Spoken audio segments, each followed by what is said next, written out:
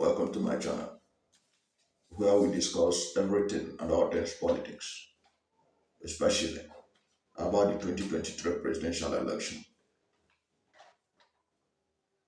And if you are new to my channel, you have not yet subscribed to my channel, subscribe to my channel and hit the subscription button.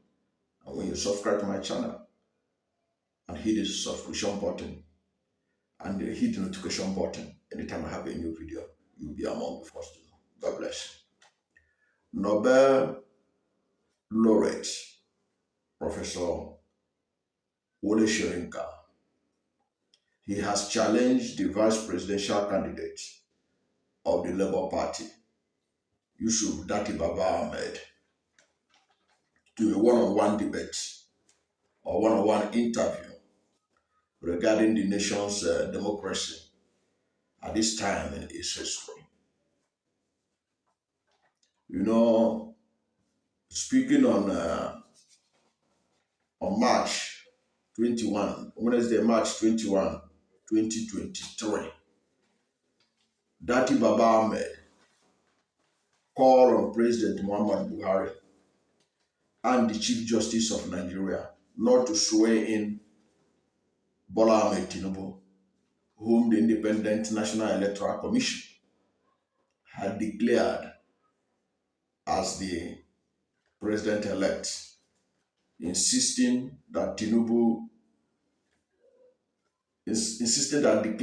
Tinubu a winner and issuing him a certificate of return was against the Constitution. Of course, many of us will watch that interview. It's still available on YouTube and everywhere news are shared.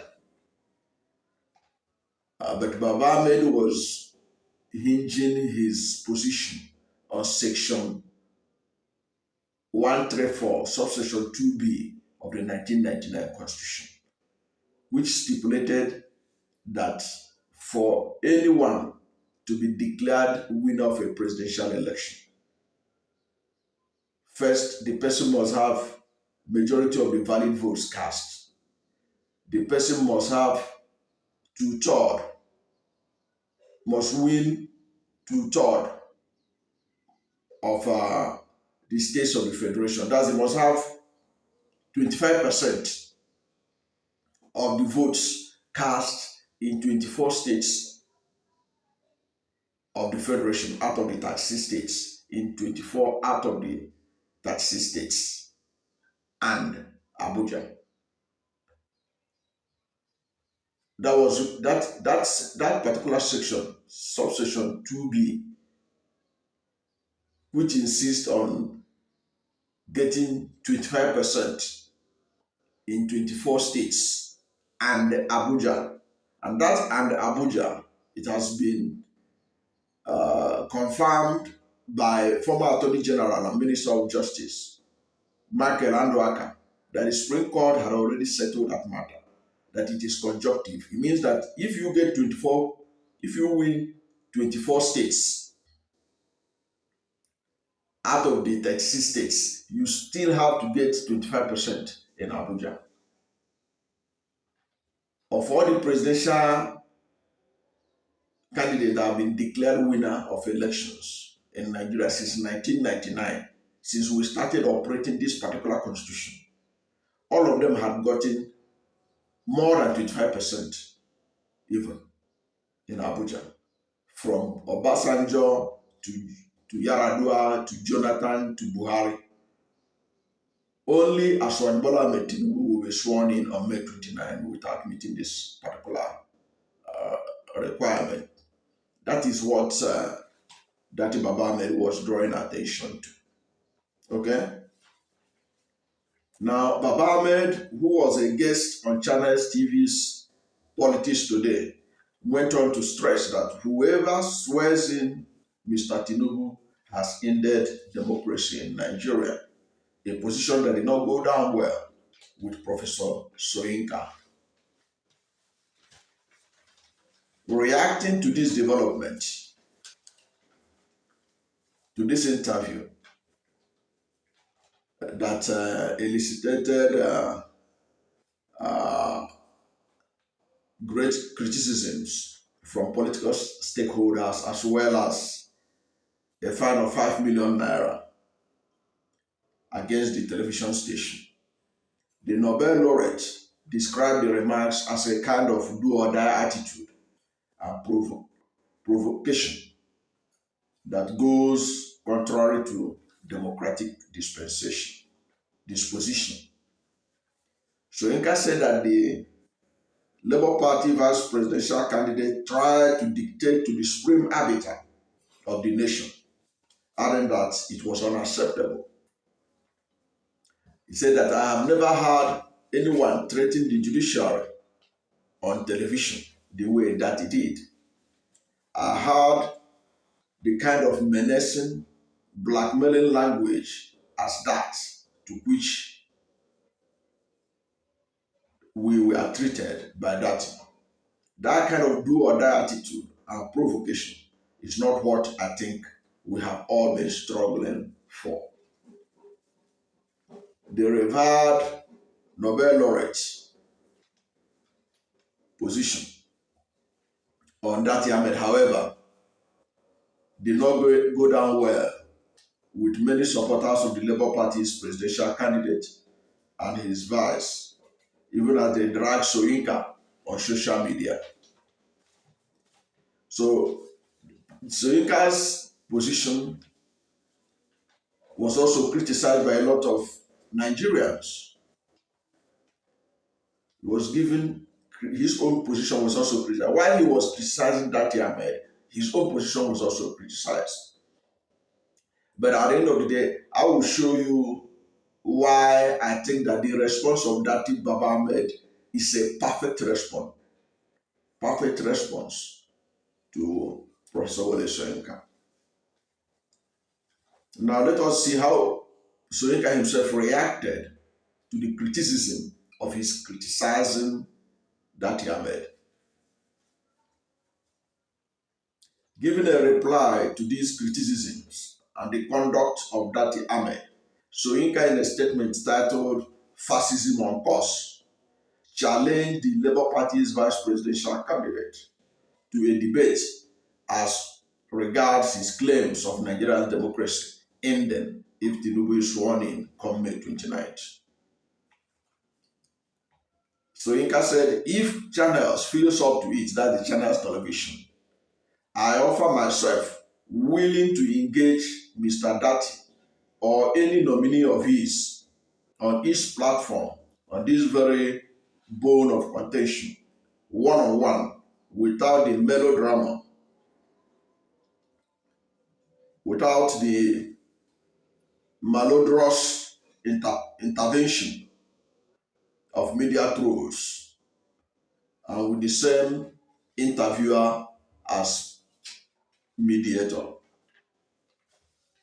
That will be taken as a serious offer.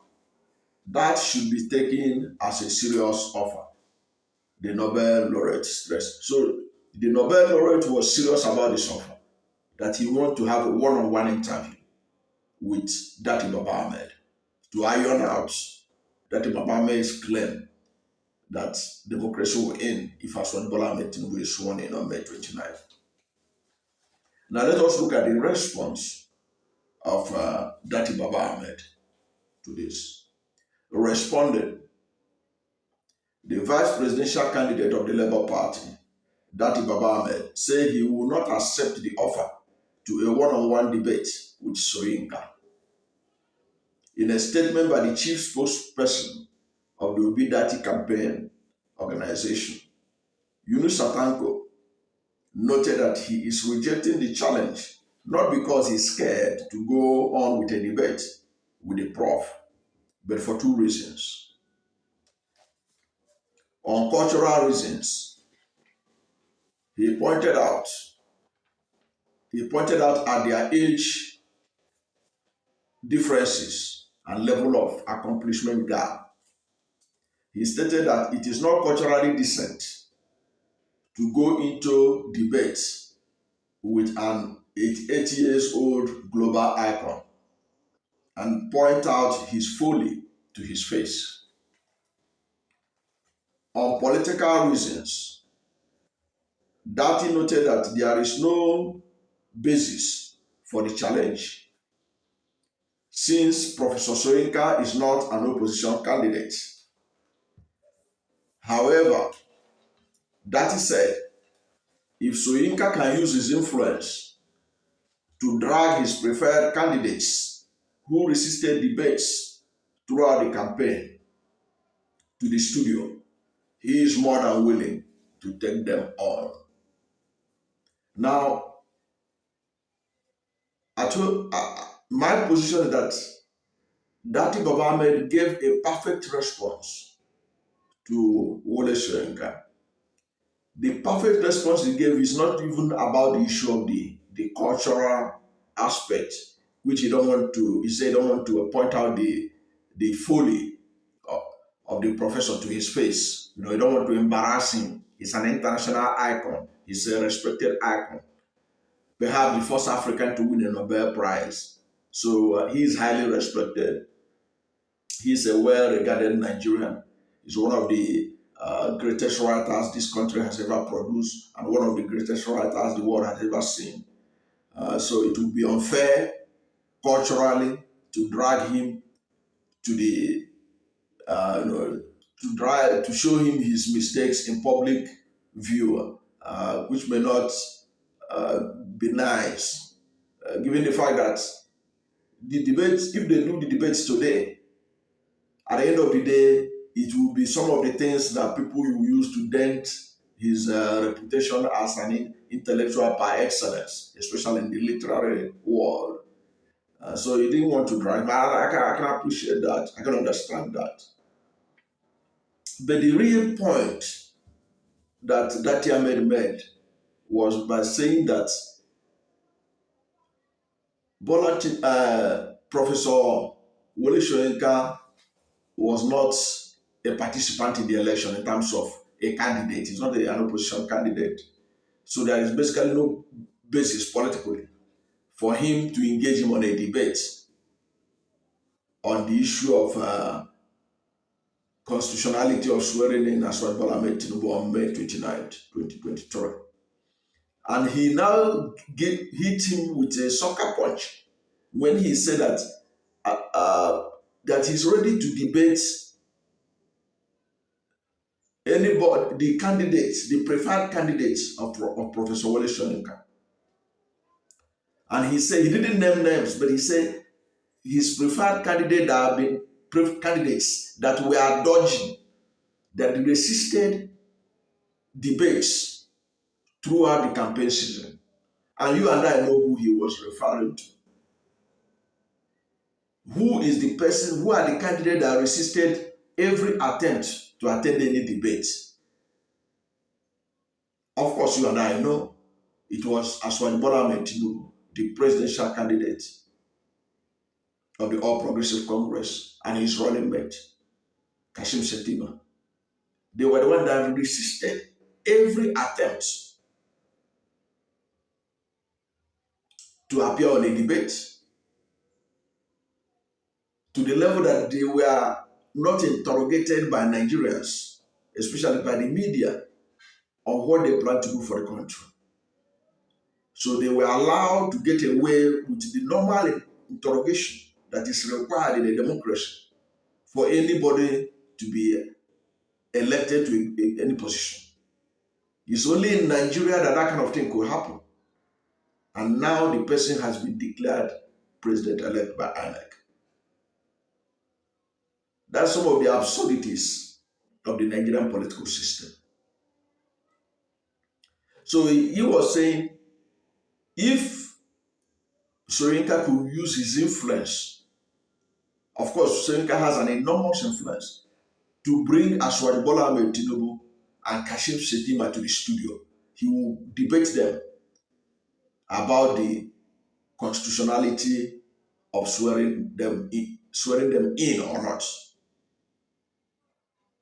And why it is also instructive is because Professor Wole Soyinka, in his intervention, was presenting himself as an unbiased interloper or an unbiased intervention that is being done by somebody who wants only the best for Nigeria, somebody who wants the constitution to be obeyed, someone who doesn't want a,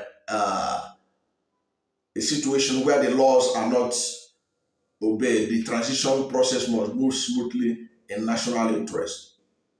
But I'm happy with that Dr. Datti Baba-Ahmed was able to know that behind uh, the the claim of intervening to ensure that democracy is not threatened by Dr. Baba Ahmed's interview, that Baba Ahmed was able to see behind the veil that Soyinka is a staunch supporter of Tinubu, that his main intervention, the reason he intervened, the reason why Soyinka intervened was because Soyinka felt that that interview by Datti Ahmed is like a threat to the actualization of the swearing in of his friend who has already been declared winner by the Independent National Electoral Commission. That's why voting, that's why it's the perfect response to Soyinka. So that Soyinka will know that Datti Ahmed knows that the reason why he intervened was because of Tinubu. It's not because if he had been another person that was having this kind of situation where the person did not meet the conditionalities of Section 134, Subsection 2B, that Soyinka would have bothered to intervene. So what he did was actually calling out Soyinka to point it out to him that of his own hypocrisy, of the fact that his intervention was not altruistic.